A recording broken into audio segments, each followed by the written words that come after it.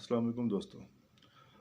दोस्तों मैंने एक कहानी सुनी थी, तो मैंने सोचा कि आज आप लोग के साथ शेयर करूं। एक शख्स होता है, वो एक गांव का रहने वाला होता है। उसने वो कहता है, जब वो एक आयत का तर्जुमा सुनता है कि अल्लाह ताला जो है वो रिस्क जो है वो इंसान को ऐसे देता है जैसे मौत जो है वो इंसान का पीछा करती है, ऐसे रिस्क भी इंसान का पीछा करता है।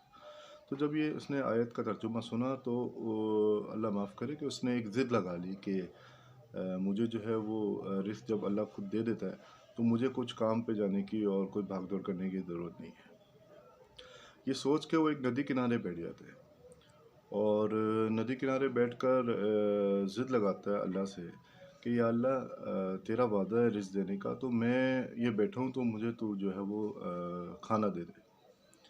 अच्छा, थोड़ी देर बैठा होता है तो एक बड़े से पत्ते पे कुछ हलवा टाइप आता है और मीठा सा कुछ होता है खाने का, और वो जो है उसको मिलता है और वो बहुत खुश होता है।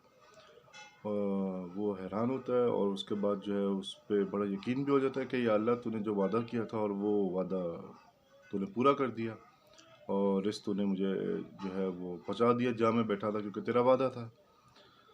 तो उसके बाद जो है वो इसी तरीके से वो बैठा होता है, रोज़ाना आके बैठता है और रोज़ाना उस एक बड़े से पत्ते पे एक हलवा आता है और वो हलवा जो है उसको मिलता है और वो खा लेता है। अच्छा, सिलसिला ऐसा होता है कुछ दिन बाद, अब होता तो इंसान है, ज़ाहिर है जानवर तो है नहीं। अल्लाह ताला ने इंसान को अशरफुल मखलूक़ात बनाया है, तो उसके एक दिमाग में एक चीज़ आती है कि ये मैं देखूँ तो ये आता कहाँ से है? मतलब ज़ाहिर है वो आम खाने से मतलब नहीं रखता, वो पेड़ की तरफ भाग दौड़ करता है कि मैं देखूँ ये आता कहाँ से है। अब वो जो बड़े से पत्ते पे एक हलवा टाइप आ रहा होता है, जब वो उसका आहिस्ता-आहिस्ता पीछा करता है, तो एक जगह पहुँचता है तो एक बादशाह बैठा होता है और बादशाह के पास जो है एक हकीम बैठा होता है। हकीम बादशाह की बगल में वो पत्ता जो है वो रगड़ कर उस पे हलवा डालता है और वो नहर पे जो है वो उसको डाल देता है, ताकि नहर से जो है वो आगे चला जाए उस पत्ता, और वो उसको समझ आती है कि पता लगता है कि ये जो हलवा आता है वो इस तरीके से आता है। उसके बाद वो उसको बड़ा अफ़सोस होता है और बड़ा उसको कैसे आती है कि मैं बादशाह की जो बगल से पत्ता रगड़ के जो हलवा खा रहा था।